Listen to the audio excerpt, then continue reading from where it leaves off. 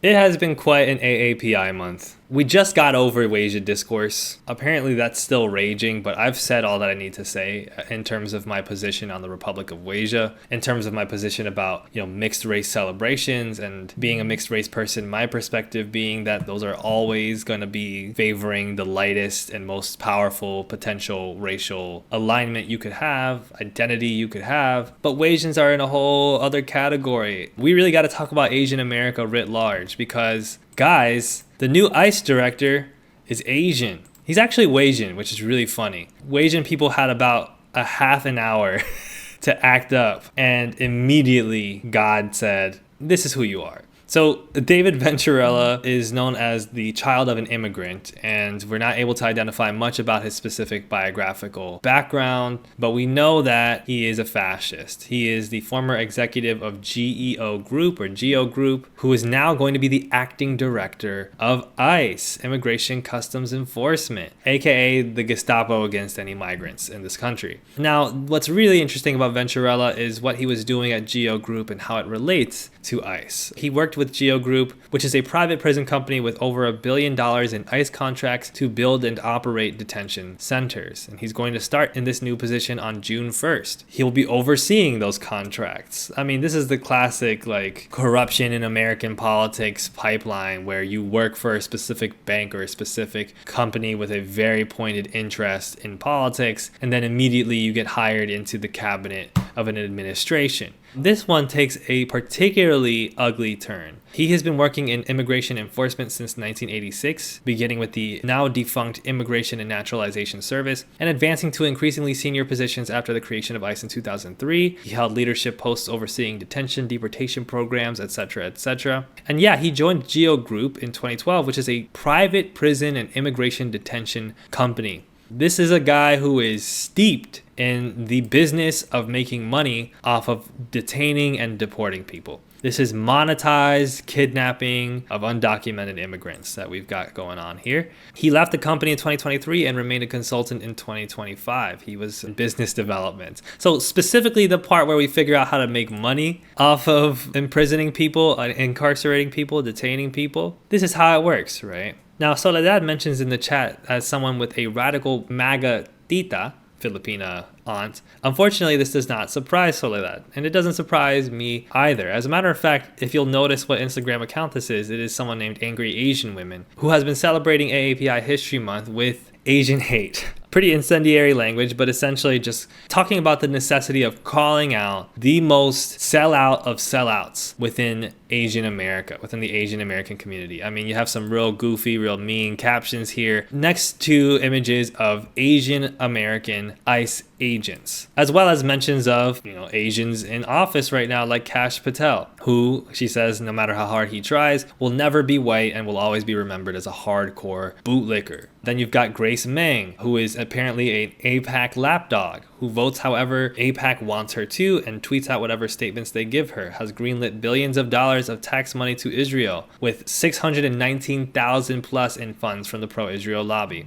She's a politician in Queens. Then you have Jennifer Rajkumar, who is a close ally of Eric Adams and a close ally of Mayor Cuomo. Oh, I'm sorry, he didn't win the mayorship because he's a flop. Former Governor Cuomo, and is also a big supporter of Hindu nationalism. You also have the Chinese American Planning Council, which is an organization that hires working class Asian women for 24-hour workdays, an issue that Zohran Mamdani has basically folded on, stealing their wages, paying them for 13 hours while working them for literally all hours of a day, meaning that they've stolen around $90 million off of the backs of these women. Then you have a guy like Hong Tao, who is an embarrassing right-wing MAGA Viet Uncle Final Boss. Let's hear this clip. This is great. I know I'll be attacked by the left and call me white supremacist, but I have one ask for them. It's just when you give me my hood, make sure it's got the little slits and not the circles so I can see better.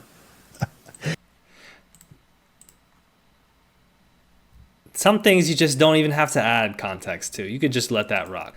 Brother, ugh. Brother ugh is right. That's one of the wildest things that you could possibly say. I mean, it's like they've heard for such a long time that they're sellouts to the Asian American community and that they hate themselves and hate other Asian people. And they were just like, you know what? I'm just going to lean into it. That's the level that we're talking about when it comes to this apparently growing, or at the very least notable, contingency of far-right fascist aligned or right-wing fascist aligned or exploitative capitalist aligned Asian Americans who participate in these systems just like any good white supremacist would, and have a sense that they have some sort of seat at the table that is worth doing all of this treachery for. Now, what we're really going to talk about today is the Asian Americans that we don't hear from because of the dominance of not only these people, but a general paradigm that empowers elite Asian Americans and narratives that benefit rich Asian Americans, that benefit companies, and that benefit organizations that are designed to extract, instead of the working class, the poor, the imperialized Asians who around the world and within countries like the United States are trying to figure out a way to get by, and who are often working in solidarity with other oppressed peoples. Before I go forward, I don't usually do this, but I realize that I probably should. I am a mixed race. I don't know how to fucking talk about this, guys. This is really hard. I am a Chino Latino writer based in the American Midwest from New York. I write about stuff like this and talk about stuff like this, and I also interview other content creators and writers on my Patreon. So you can check out that content there. The most recent being an interview with Oswaldo Zavala, the professor and author of the book Drug Cartels Do Not Exist, which is about the war on drugs in Latin America and the narratives created to support that imperialist agenda. Any donations or any forms of support are greatly appreciated. In this economy, I really don't have the expectation that people will spend anything on me, and I'm really grateful for the people that do. But yeah, if you'd like to see more content from me or to see me, expand what I'm doing, feel free to do so if you can. Anyway, so while Asian Americans like David Venturella are leading this charge to exterminate immigrants in this country, Asian Americans are often facing the brunt of the hate crimes that come as a result, as well as being violated by this carceral state. Almost half of AAPI adults experienced an act of hate during the first year of Trump's second term, says one report. That report is from Stop AAPI Hate's third annual State of Anti-AAPI Hate report. What's really interesting about Asian Americans is that they have developed this reputation over the years of being the model minority, or aligning themselves with the idea of the model minority. Something we'll talk about a little bit later, but in essence posits that Asian Americans are the perfect example of how immigrants can succeed in this meritocratic society of the United States, and that Asian Americans can overcome racism in ways that Black and brown people really should learn how to do. And Asian Americans are also often affluent. Not always, as we'll get into, but they are often people who come from pretty well-off backgrounds in Asia, whether they be Chinese immigrant students that you see at your school, the stereotype walking around with the Jordans on and shit, or whether they be folks that have been third and fourth generation immigrants that have moved up the ladder into the PMC upper middle class. You see a lot of more upper middle class and upper class interests expressed when it comes to Asian American representation and identity in politics. But it wasn't always this way, and as a matter of fact, a lot of things are being hidden from you right now that showcase that there are many Asian Americans that are not like this, but they're being sold out by supposed brothers and sisters like David Venturella and that guy who said the thing about the mask and the slits. So today we're going to read from two different pieces, one called Making and Unmaking the Asian American Movement, which is a review by Michelle Chen for the margins of Karen Ishizuka's book Serve the People. And we're also then going to read some excerpts from Lucy Song's piece, The Elite Capture of Asian American Politics, which is also a review, this time of J. Caspian Kang's book, The Loneliest Americans. And as we read from both of these pieces, we're going to get some of a clearer picture. We're going to get a clearer picture of just how radical Asian Americanness was at its inception. And we're also going to discuss some of the reasons why that radical, anti-imperialist, pro-people sentiment kind of dissipated in terms of the Asian American imaginary, meaning why Asians stopped being woke, essentially. As a matter of fact, even the term Asian American itself was something that was created by radical organizers. It's not something that would have been termed up until the mid-60s and 70s, but now it's something that we take for granted as just a regular identity category like anything else. Asian Americanness was something that was created by groups of people in the United States who came from all types of backgrounds that could be linked to the Asian continent and had something to say about the way that the United States operated. And it's really really important that in today's day and age, we get back into that history and we study that, and we study what those movements were able to accomplish, what they weren't able to accomplish, and how we can relate to them, so that we can know as Asian Americans, I kind of qualify for that even though I'm Latino, I qualify for that label, how Asian Americans can be a force to be reckoned with in terms of making the world a better place and in terms of fighting injustice. So without further ado, I'm going to start with Michelle Chen's piece. So it's about a book called Serve the People by Karen Ishizuka, which she says peers behind the contemporary narrative of Asian Americans achieving visibility, with an intricate depiction of the movement that originated the Asian American vision starting in the late 1960s and lasting through the late 1970s, the tail end of the long civil rights movement. This kind of relates to an Instagram piece that I showed last time when I talked about those damned Wasians, briefly talking about how Asian Americans kind of settle for representation politics, Asian faces in high places, a movie with Asian people in it, this kind of thing that we now know really doesn't give us shit. It just makes a few Asian actors and directors and artists rich and a few companies that are aligned with them rich, but it doesn't do anything to materially address the needs of working class and poor people and all the systems that create those conditions within which those people suffer, and also the rest of us suffer from as well. That's really bad grammar, but you know what I was trying to say. Don't nitpick me. As a matter of fact, I'll quickly just note that I'm recording this on the 19th of May, which is the birthday of Yuri Kochiyama, who was one of the radical activists at the forefront of the beginning of this Asian American movement, who was an avowed anti-imperialist and a very close friend of Malcolm X, who has the same birthday, and she was actually there during Malcolm X's assassination and was one of the first people to rush to him.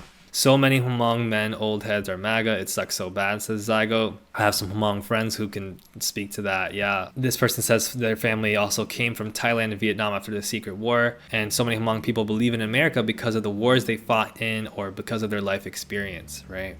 Oh, today's Grace Jones's birthday as well. That's awesome. Spectre Crumbs, it's why we can't girl boss our way out of patriarchy. Very similar conversation. The Kevin Waynes. As Gina says, the Kevin Waynes, that's funny. Spectre Crumbs also says, I don't think we'll assimilate into whiteness because the white supremacy won't let us. And that's very true, and that's something that's going to be mentioned as we talk about the second piece. So let's read. You guys ready to read? So Chen writes that whatever chaos looms in our political sphere, if you just peer into our pop cultural bubble, you might say Asian America is having a moment. So this was in 2016. AAPI faces and names festoon primetime television lineups in leading roles, no longer typecast as bumbling foils or faithful sidekicks. The Asian nerd stereotype has acquired a certain geek chic cachet, morphing into the millennial lifeblood of Silicon Valley's nubile empire, and our trending feeds toggle between K-pop idols and grandma's soup dumplings is the next foodie craze. It's wild that this is 2016 because it feels like not much has changed in terms of what Asianness feels like, how Asian representation feels big. It feels like people have been talking about, oh, Asian representation is really blowing up for like 10 years, and it also in the same way has been very stagnant. With or without the hyphen, today Asian American is an adjective that represents brand influence and social capital. I almost said bland influence, which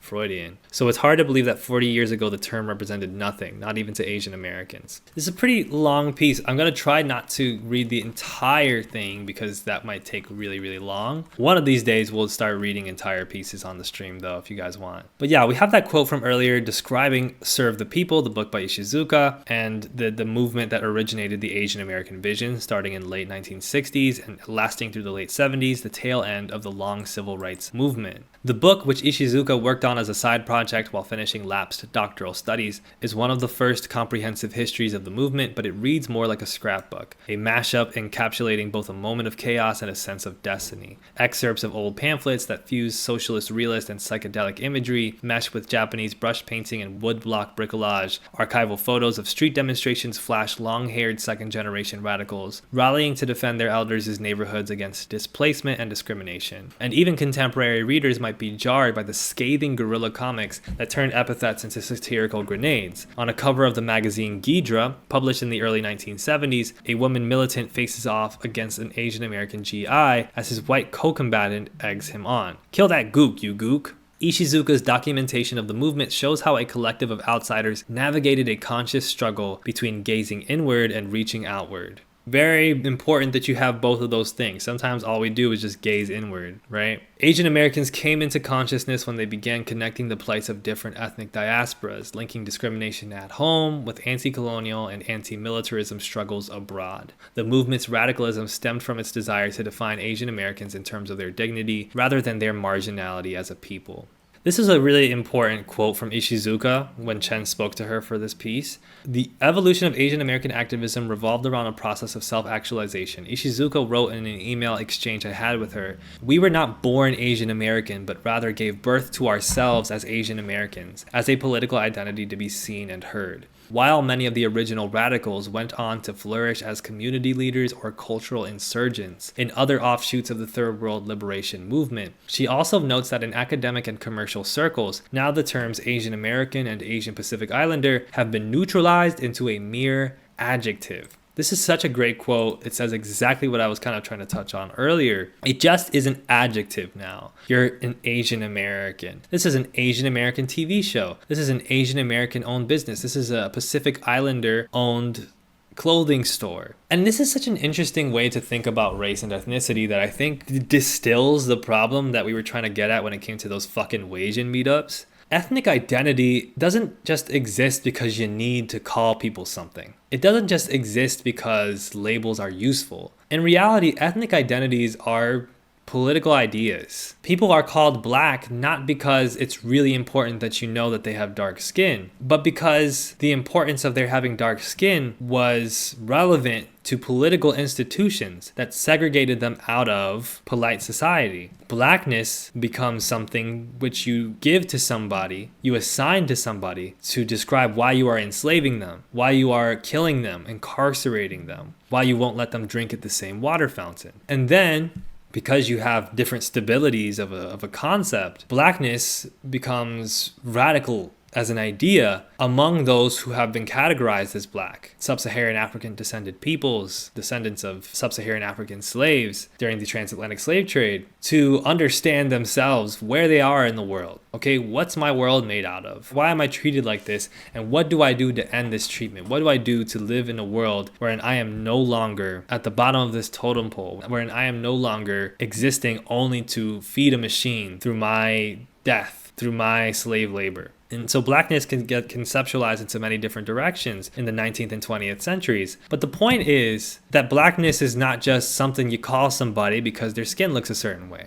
That's not how we were taught it though, is it? We were taught blackness is just like that thing, that adjective that can describe a person, that black guy. Right? Similar things about who's brown. Brownness could be something you call somebody who is also black, but it could also be something you identify with Middle Eastern folks. It could also be something you identify with Indian folks or Indian subcontinent folks, Desi people. It could be something that you describe Mexicans with or other Latin folks with. In that way, it makes sense that Asian American as a term didn't exist until people created it for a political purpose. And instead, because of neoliberalism, this era that we've come out of in which all these radical movements were beaten, were destroyed from within, were killed off, and all this new technology and capitalist growth period was used to substantiate the idea that we no longer needed to think about the world, we just needed to live in it, that history was over, etc. We turned Asian American from the political concept that it always was into some type of way to describe a person. And then that's how you get Wasianness and the rise of Wasia, right? Especially in this very ironic world that we live in now, Wasian just becomes this kind of funny term that you use to describe somebody who's mixed with white and usually East or Southeast Asian. But then you have Wasian people who see this identity get claimed and joked about and then assigned to a whole bunch of successful, cool young people. And they're like, oh yeah, well, you know what? Wasian pride. I'm proud to be Wasian. And at no point did anybody talk about the politics here, even though this was a political idea. What happened to Hapa? Hapa is a controversial term because a lot of folks would argue that that doesn't need to be used outside of the context of Hawaii. But what I kind of constitute in terms of your question, Zygo, about how to help your son who's Wasian, As somebody who is considered Wasian, who can be considered Chino Latino, right? I am Chinese, I'm Dominican, I have white ancestry, I have even a little bit of black ancestry, maybe a little bit of Taino ancestry. My ancestry doesn't define me in the way that nothing can really define a human being, but all these things are political concepts. I recognized pretty early on, and I actually did like some journalism for an Asian American publication or a Pan-Asian publication years ago when I was in my writing as a journalist, legitimate journalist phase. I recognize that ultimately I am Asian. And so if you're Wasian, what you need to have pride in is not some idea of like, well, my ancestry is this, so that makes me this, but instead what you're considered in this world, and then how that can be something radical that you can use to destroy the same systems that oppress you based off of that identity categorization. Meaning, if you're Wasian, you're Asian. You don't need to have Wasian pride that is specifically tailored towards your two parents looking a certain way. But you could just have Asian pride in the sense that you could see yourself as an Asian American person who's oppressed as being an Asian American person and who can be in the lineage of the Asian American movement, which stands against imperialism, right? You can also connect to whatever specific country, whatever specific ethnic group and culture your Asian parent came from. So if you're half Punjab and half white, just start looking into your Punjab culture, your Punjabi culture. Look into Bhangra music and look into, histories of Punjabi resistance and practices and all this type of thing. And while it is true that you can feel some dissonance because you're mixed, and so there you might not feel like you perfectly fit into that category, the point is not that anybody perfectly fits into anything. The point is that those categories exist, that they are used to place you and displace you. And that then those categories can become spaces that you can use to empower yourself. So instead of trying to separate yourself as being so unique and then having to have pride in specifically what your ancestral uniqueness is, have pride in who you are to the people, who you are among the people, and what came before you. There's a lot of conversations to have there, but yeah, essentially my point would be that, right? If you're Wasian, you're Asian. And that could mean that you're Asian American. It could mean that you're not American, but maybe you're Chinese. It could mean a whole lot of things to different people. But the point is, who are your ancestors? So from the next section, Asians before Asian America, there's some historical context that's really important here. Before the Asian American movement emerged, Asians in the United States lived largely within insular cultural enclaves like the early Chinatowns, where merchants and laborers squeezed into crowded corners of New York, San Francisco, and other cities with burgeoning Asian migrant populations. These neighborhoods were the products of legal exclusion and racial persecution, walled off from the outside, yet strafed internally by ethnic divides and machine politics. The Asian American movement was outward facing from the start, and in fact, for the previous century of American history, Asians in America, Ishizuka writes, were rendered politically disenfranchised and socially negligible. And so the term Asian American was itself a generative concept, replacing an imposed identity with radical consciousness. So you've been imposed this idea, you're Asian, and now you're generating that into being a radical consciousness. I am who they call Asian. What does that mean about me? What does that mean about the world? A lot of what this had to do with was a lot of the radical movements at the time, including war in Vietnam. As Ishizuka explained in a recent conversation, war unified a motley crew of ethnic others. During the 60s, we were very much affected by this imperialist, racist war in Vietnam against people who looked like us that kind of pushed the question of, who are we? What are we?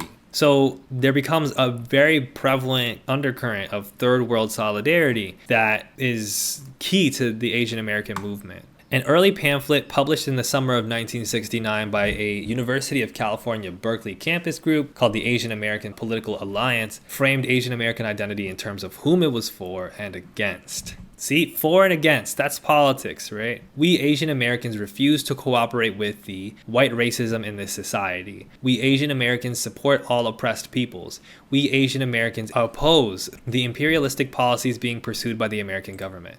And so this is what, if you were to create a Wasian identity, to go back to that point, you would create it in that vein. It would be, okay, I'm being called Wasian. What does that mean? Well, it's a category that's being used to other me. It's a category that's being used to give me fame praise, to damn me with fame praise, because you're basically like, it's a little different, you're closer to whiteness. You could fit into white spaces. You could meet the beauty standard. Isn't it cool? And then your politics come into play where, you gotta be like, well, that's not cool. White supremacy is not cool.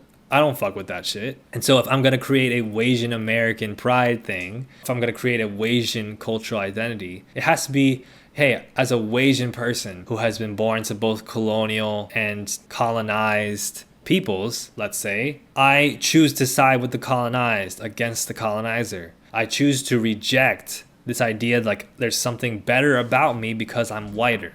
I choose to stand against white supremacy, whether it be something that I experienced in my own family, because maybe I had white relatives that are racist, or whether it be something that my white family is allied with me in or taught me to stand against. But you didn't really see that with Wasianness. And it's so interesting, even though it's technically a separate concept from the Asian American conversation, it's really interesting because it's very reflective of how Asian American politics got depoliticized, how Asian Americanness just became this thing of like, my ancestry, my adjective that I put before my name. That loses the plot, right?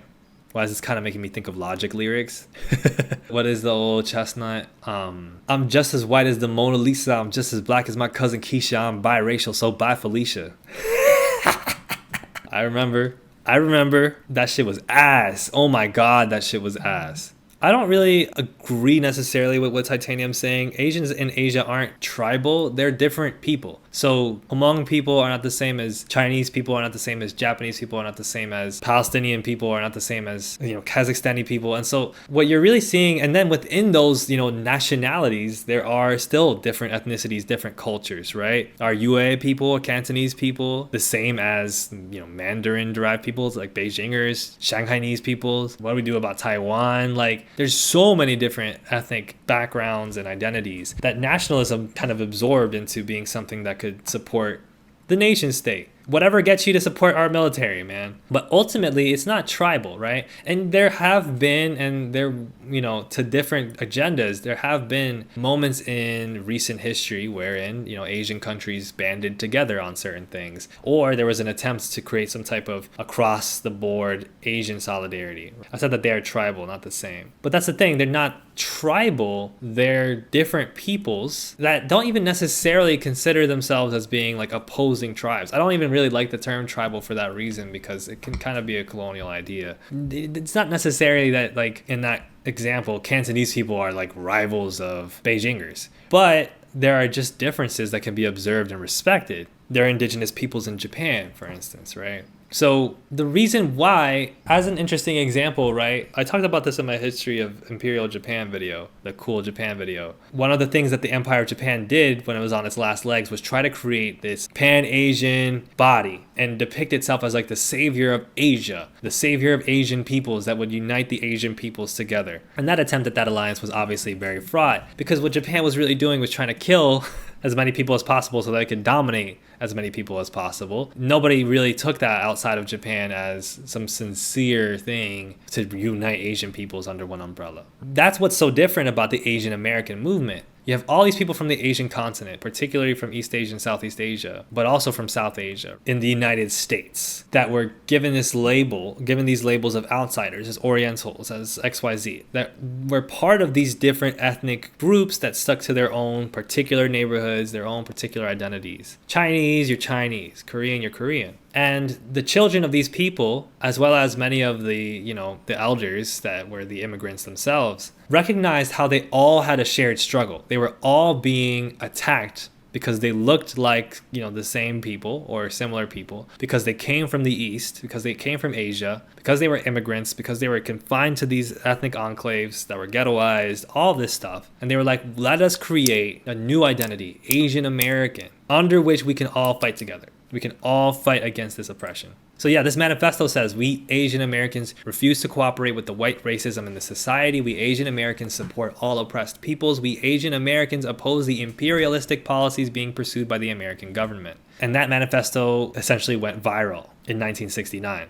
There's so much good stuff here, so I recommend that folks read the whole article for themselves. But essentially, Chen describes how different formations and specificities were created to include and acknowledge people like, Filipinos and Hmong peoples, all types of different Pacific Islanders, for instance, that had, again, come from these imperialized countries, and build this third world solidarity. And then there was also attempts to improve material conditions of communities, social welfare networks, labor activism, etc. A communal Chinatown garment factory in San Francisco was created that provided local workers with decent wages and working conditions as an alternative to sweatshops. That's super dope. And there was also a shared desire to protect the old neighborhoods, the Chinatowns, the Koreatowns, as historical touchstones. They were attempts by rich people to destroy these neighborhoods. So Chen cites one iconic battle for public space. The struggle to protect the famous I Hotel of San Francisco led to a clash between a human barricade of young community defenders and hundreds of riot police. Others evolved into campaigns to build more public housing, like Chinatown's Confucius Plaza project, and fueled broader movements to integrate grassroots community control into government-led urban development efforts.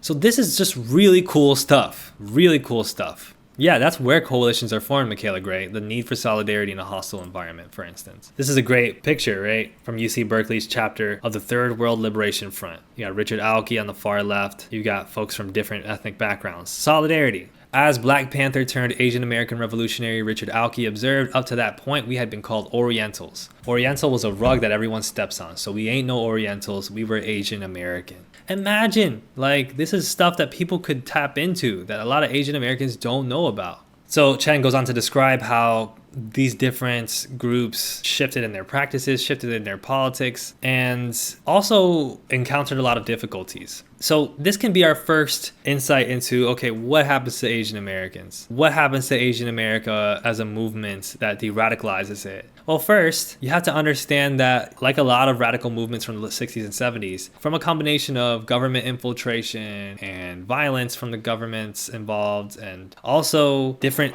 internal fracturing and fights within movements, abuses that occurred within movements, you start to see a lot of splintering, a lot of groups go off into different groups, a lot of people leaving the movement, burning out, because radical politics ends up burning you out a lot of the time, right? Most people are not able to just constantly be engaged in radical activism all the time. And some of the people who are like that, Richard Aoki was an informant. Oh, okay. Even some of the people who are able to be in radical activism all the time, that doesn't necessarily mean that they're doing a good job.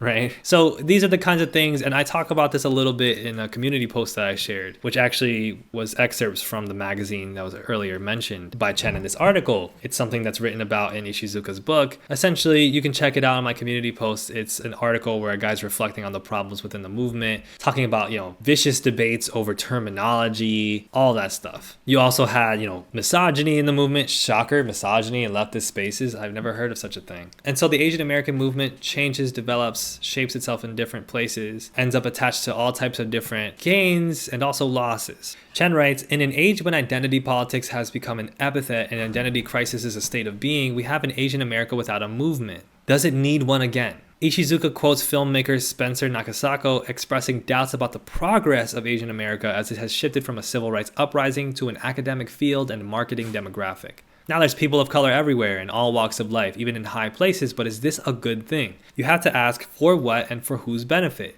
At UCLA, there are dozens of Asian American organizations, but is this progress? They're still doing the equivalent of Miss Chinatowns. Asian American studies is now more professional and institutional than community-based. So-called professional Asian Americanists have become like who they replaced, and the irony is they relate better to today's students than we do. Ishizuka says, for her part, that the Asian America of the long 60s no longer exists, nor should it. Okay, social movements are not meant to be continuing entities because they must respond to the internal and external conditions of the times. Chen also writes that the rising forces of assimilation and economic ambition meant that identity politics, tied to the aspirations and interests of increasingly diverse and prosperous second-generation bourgeoisie, ended up parting ways with the more militant political formations of that moment. Probably feels familiar if you're following left politics today. Historically, too, the politicization of Asian American youth was something of an anomaly. Low levels of civic engagement, in part tied to socioeconomic status, have muted Asian American representation even in the mainstream two-party political system. So I'll leave the excerpts from this piece there. I do recommend people read the full thing. I also dug up this article that I'll put in the description from Densho about Asian American opposition to the Vietnam War. But this is where I move on into the concept of elite capture that April Kim just mentioned in the chat. So the Asians that dominate AAPI representation and discourse are wealthy and are thus disinterested in class politics. So there are many ways you can describe this, many theories, but what happened to Asian America? Why did Asian Americans sell out or whatever? Well, who sold out and who sold out who? A lot of people, for honestly, oftentimes very valid reasons, including valid disillusionment with movements that remain stagnant, that sometimes were misogynistic or homophobic. That's detailed in Ishizuka's book. But also that got stuck into debates over things that Western leftists situated in the West really don't have a business debating over. All that type of shit leads to a boost in people, especially during that period of time after the civil rights movement, where you have these varying like de-radicalizations, and then you have the Volcker shock, and you have then the neoliberal era. Decide, you know what, I'm gonna buy a house. I would like to actually live in a house.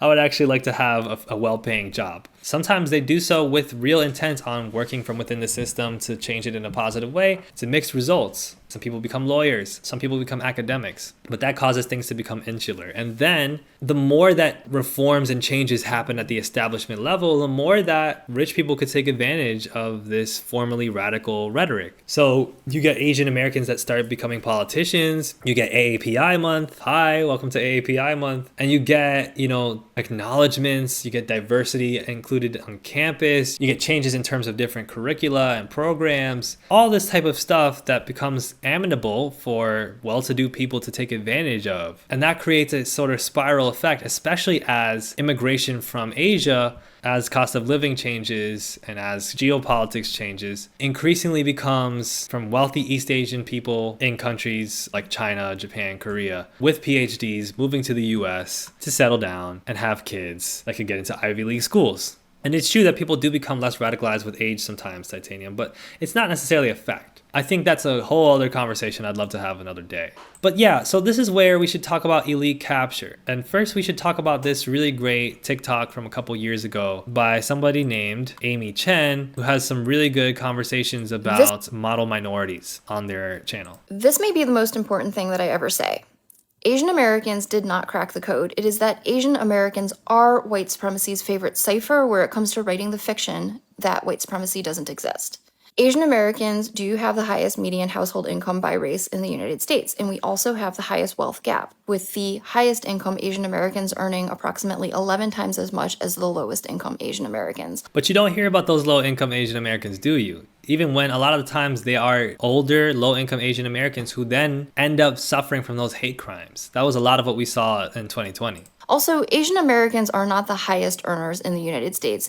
Those individuals are white people. The logic being exercised here would be as if I took Jeff Bezos' household income and the household income of an unhoused person and used it to prove that the unhoused person has no problems because their median household income is billionaire. But the short answer to this is the Asian ethnicities that earn the most in the United States correspond to the Asian ethnicities that receive the vast majority of H-1B visas. I do recommend watching the rest of her TikTok. I have the Wikipedia for AAPI month here, which, yeah, it was basically the idea of a former congressional staffer, Jeannie Ju, who's a Chinese American, and basically recommended to a representative to make a month recognize Asian and Pacific American. So this is the processes that I'm kind of talking about. Quickly, I want to talk about elite capture. That's a term that April used in the chat. Elite capture is something that's talked about in a really great book by Olufemi Taiwo called Elite Capture: How the Powerful Took Over Identity Politics and Everything Else. Some quotes from this great book that I think everybody should read if they're going to have any conversations about identity politics. Elite capture happens when the advantaged few steer resources and institutions that could serve the many toward their own narrower interests and aims. The term is used in economics, political science, and related disciplines to describe the way socially advantaged people tend to gain control over benefits meant for everyone. In this context, it has been used much like the more familiar label of corruption and identified by similar symptoms of undue influence, such as bribes. But the concept has also been applied to describe how political projects more generally can be hijacked, in principle or in effect, by the well-positioned and better resourced. We are likeliest to talk about elite capture at the national level. In her book From Black Lives Matter to Black Liberation, Princeton professor Keeanga Yamada Taylor cites the telling example of the Congressional Black Caucus's co-sponsorship of Ronald Reagan's 1986 Anti-Drug Abuse Act, which helped supercharge mass incarceration by establishing mandatory minimum sentencing guidelines and adding $1.7 billion toward the drug war while welfare programs were cut. Oops, but not oops. It's intentional. This legislation solved a problem for the Reaganites and the black elites of the Congressional Black Caucus alike, allowing them to look busy with respect to the crack cocaine epidemic. For a combination of laziness, callous indifference, and opportunism was perfectly sufficient. The elites at the levers of funding and oversight saw what was in their own best interest and then simply did that. Its foreseeable negative effects on those they supposedly represent weren't an effective deterrent. This is what happens when certain classes of people dominate specific identity groups. And this is one of the biggest achievements that capitalism made in the mid-20th century. So this is when I want to talk about this article by Lucy Song, The Elite Capture of Asian American Politics, which talks about this book, The Loneliest Americans by J. Caspian Kang.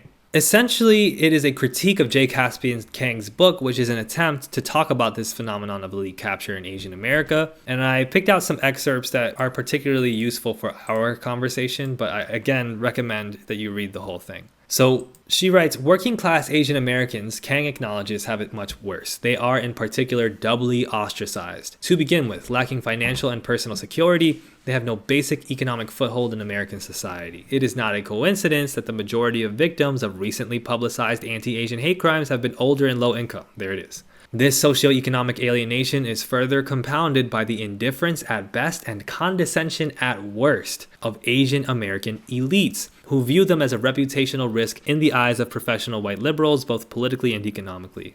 The implications of this division are serious. As Kang observes, this is something that Kang kind of cooks on in this book, the millions of Asian working poor have been made entirely invisible, not just by white people, but also by their professional brothers and sisters, many of whose concerns, admission to Harvard, neuroses about microaggressions, a bamboo ceiling in corporate boardrooms, this is Lucy Song now, lack of representation in mainstream media, there it is, seem less urgent than matters of affordable housing, safe neighborhoods, good jobs, and quality healthcare. Kang thus identifies professional Asian Americans like himself as the main obstacle to a meaningful Asian American political identity. While they are busy fighting over access to elite spaces and climbing the ladder of multicultural meritocracy, Kang writes, the poorest and most vulnerable get stuck with the bill. I just want to take time out to just say, like, bamboo ceiling, I hate that term, corny ass term. And it goes to show, right? Brontology compares it to the tactics of Miami Cubans. It goes to show the way in which elites are going to be elites. Stabby Sorrows, I think de-radicalization is a side effect of people gaining more privilege and more assimilated, which may or may not be associated with aging. I see it a lot in academics too. Yeah, if you get more assimilated and more into the system, you're going to defend the system a little bit more. If you own property, yeah, that kind of thing. Song critiques Kang's book as saying basically it's the elite capture of critiques of elite capture. I think what her argument essentially is that J. Caspian Kang's book is like a lot of like, oh, we've screwed over the poor, upper class, upper crust Asian Americans like me, we've screwed over the poor. We're the reason these things suck. But there's a lot of like sweeping assumptions and a lot of like centering of the pessimism as well as not enough attention being paid to what's actually going on the ground today. Which is really interesting, this point that Song is making. There's even this quote that she has of Ignatieff, who is the Marxist mentor of J. Caspian Kang, that politics is not about arguing with people you disagree with, but finding people you agree with, getting together and doing things. Really interesting quote.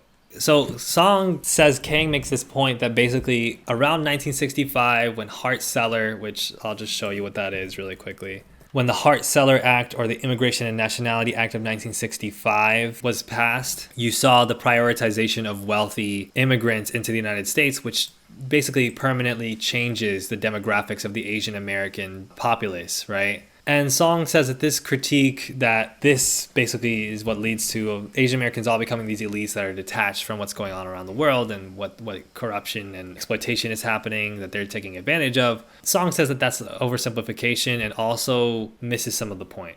Alongside an influx of well-educated East Asian, Indian, and Filipino families after 1965, there also arrived war refugees from Laos and Vietnam. A similar wave of Cambodian migration followed slightly later in the wake of genocide. Because the Khmer Rouge targeted the intelligentsia and the middle class, most refugees were poor and lacked formal education. For all these reasons, as historian Erica Lee makes clear in The Making of Asian America, even post-1965 immigrants from Asia occupy a vast range of educational and class status.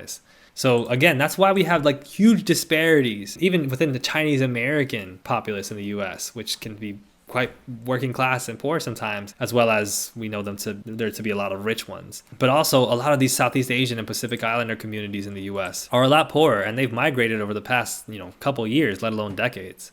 Undocumented Asian immigrants constitute an estimated 10 to 11% of the overall undocumented population between 2000 and 2010.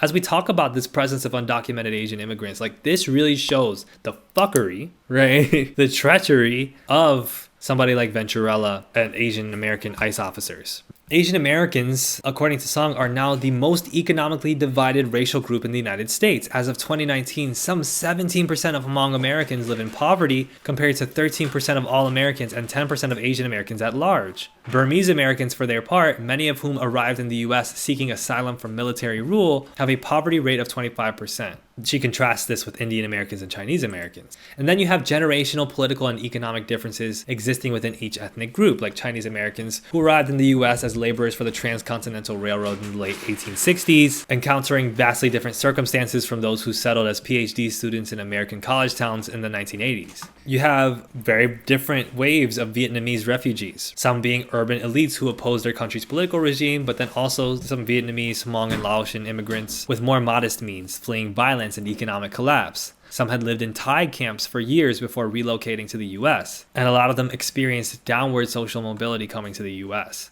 What you'll see, for instance, the Cuban case is quite interesting because what you'll see is even those poorer immigrants from a specific country will oftentimes ally themselves with the politics and the ideas of the richer immigrants. So you got Miami Cubans, right? The rich white Cubans who are vehemently anti-Castro and anti-any class politics, etc. But you also have a lot of Cubans who are black, who come from poorer backgrounds or working class backgrounds, who are mixed, who will also kind of ally themselves with the same reactionary politics. And similar things can happen, for instance, within the Vietnamese American community. You'll have like working class Vietnamese Americans who are vehemently anti-communist and therefore can ally a lot with capitalism. You like how this feels like a lecture? Good. I'm trying to be a little professorial, I'm trying to be a little sophisticated. Again, a lot of the things that don't get noticed are the differences between and within these immigrant communities, and also how a lot of them suffer then, especially when it comes to the poor and working class sectors, from the same systems that, a lot of black and brown communities do. So Song writes that popular accounts often portray strong divisions between Asian Americans and other communities of color when it comes to views of the criminal justice system, but the logic of state-sponsored punishment is harmful for Asian Americans as well, especially when it manifests in immigration enforcement. Asian Americans are the fastest growing undocumented racial group in the United States as of 2019. That's a pretty eye-watering statistic. This perspective informs the work of organizations such as the HANA Center, the Southeast Asia Resource Action Center, and Asian Americans Advancing Justice, all of which challenge the U.S. immigration system. Their advocacy for legislation such as the New Way Forward Act, which calls for the end of mandatory immigration detention and the revocation of laws that facilitate automatic pipelines to deportation through the criminal legal system, establishes the foundation for a united cause among all low-income and undocumented immigrants.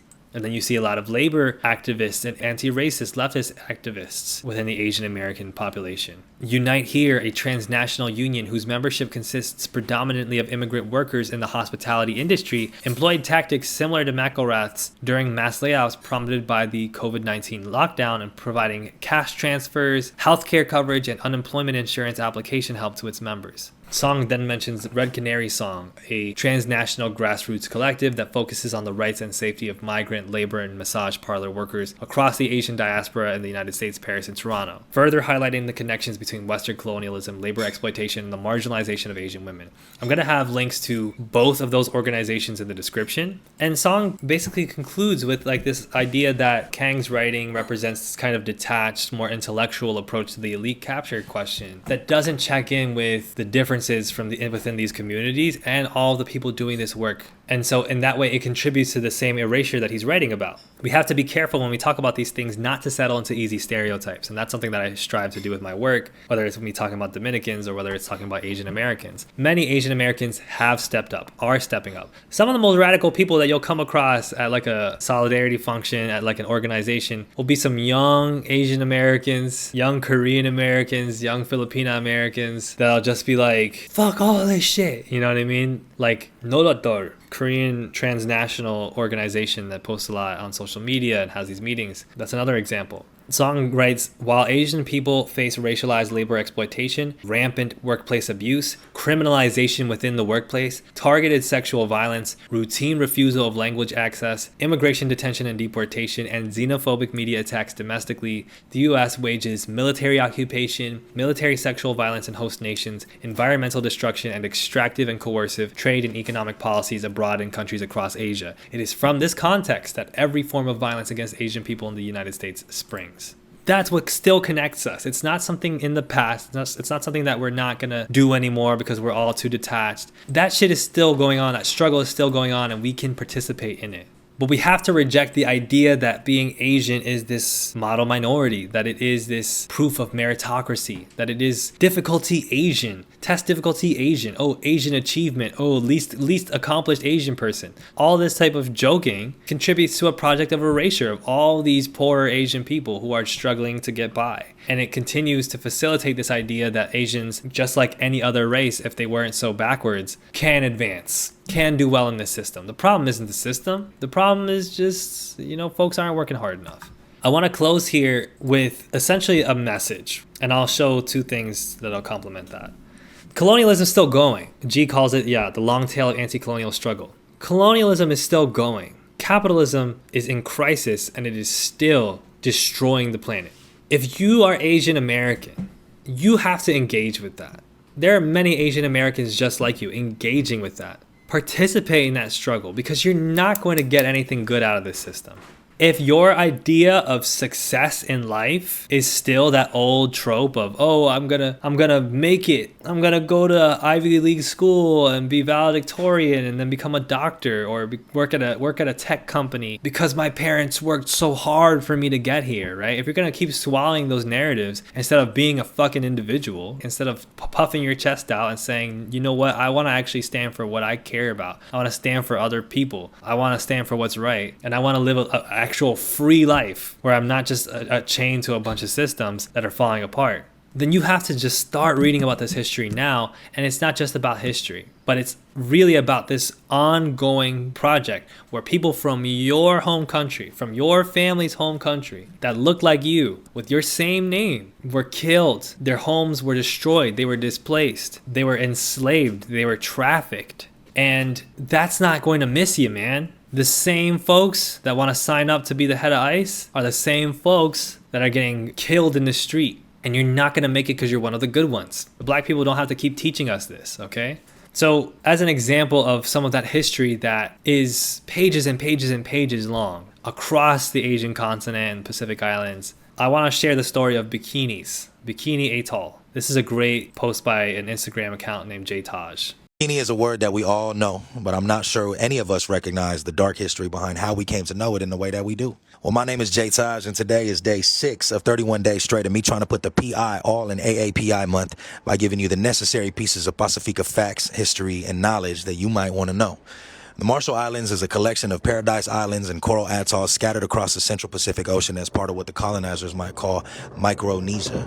One of the most remote places on Earth, but the Marshallese people have lived there for over 3,000 years as the expert navigators that they are, with a culture built entirely upon their relationship with the sea.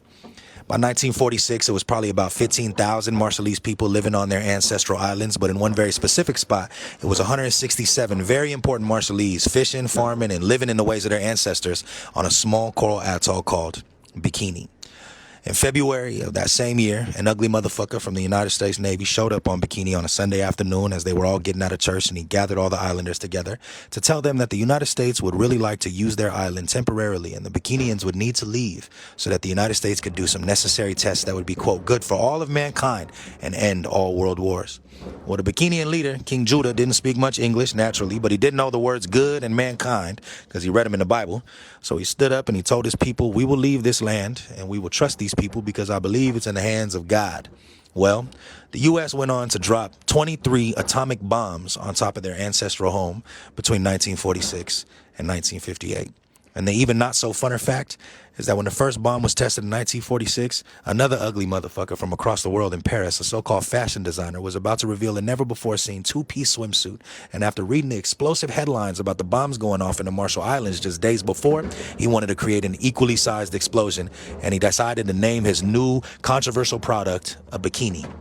Over the course of the next 10 years, the bikini was barely revolutionizing the way that women presented themselves at swimming pools and beaches, but the Bikinians were forced to relocate to a sandbar, a sixth the size of their home, with no food and no water, where they nearly starved to death, waiting for the U.S. to tell them that they could come home. By 1968, the U.S. did just that, and some of the 167 tried to go on and continue their ancestral lives, only to find out 10 years later that the island was covered in 1,000 times more radiation than Chernobyl. They were displaced once again, and still are to this day, disconnected from their ancestral graves, their homelands, and their way of life, all in the name of some fucking test that didn't even need to happen, considering we already saw the atrocities that atomic bombs could cause to people and cities when we dropped them on Hiroshima and Nagasaki only a year before we got to Bikini. So this summer, when you see that word plastered everywhere, please remember that the people who knew that word as home are not. I love y'all. Happy AAPI month. What that story really does, excellently told, it connects like all these different things that so many folks think money and privilege will hide them from. It connects so many different things that people choose not to see about the world that they live in, whether it's US imperialism, whether it's the displacement of indigenous peoples, whether it's the ways in which Christianity is one of the most powerful weapons that the West has ever had in terms of displacing and killing people from around the world. I know a lot of Christian Koreans might not be happy to hear that. Of course, liberation theology, if you want to get into that, might help you with the dissonance you feel about that. It even connects the ways in which well-to-do European people are some of the most disgraceful, gross, advantageous people that simultaneously will turn their noses at Americans for their lack of sophistication and their barbarous capitalism, but at the same time will take advantage of every bit of US imperialism and American capitalism to bolster their own societies, which they claim are more equitable because they got a couple of social programs that only reach the white people in their countries. Everything in that story. But perhaps the most important one, the most important element, and the reason that I share it is because it is like one of the least known exemplifications of exactly this force. I could have talked to you about the Opium Wars. I could have talked to you about Hiroshima and Nagasaki. I could have talked to you about the Japanese American internment camps. I could have talked to you about the Vietnam War. I could have talked to you about the Korean War. I could have talked to you about the Philippines. I could have talked to you about Thailand. I could have talked to you about a lot of different places. But the levels are so deep that sometimes you need an example of something that you just haven't been shown yet. That is ubiquitous, the bikini in your society, to remind you of just how much you cannot escape this shit. Philippines being the most Catholic country in the world. I hope they like their new woke pope. Man. Listen, because that liberation theology could do a lot. It does a lot. I'm a big fan, but not to say that I'm like an uncritical supporter of the papacy. Last I'm going to leave you with is an excerpt from Kathy Park Hong's book, Minor Feelings. To grow up Asian in America is to witness the humiliation of authority figures like your parents and to learn not to depend on them. They cannot protect you. The indignity of being Asian in this country has been underreported. We have been cowed by the lie that we have it good. We keep our heads down and work hard, believing that our diligence will reward us with our dignity, but our diligence will only make us disappear. By not speaking up, we perpetuate the myth that our shame is caused by our repressive culture and the country we fled, whereas America has given us nothing but opportunity. The lie that Asians have it good is so insidious that even now as I write, I'm shadowed by doubt that I didn't have it bad compared to others. But racial trauma is not a competitive sport. The problem is not that my childhood was exceptionally traumatic, but that it was in fact rather typical. Thanks.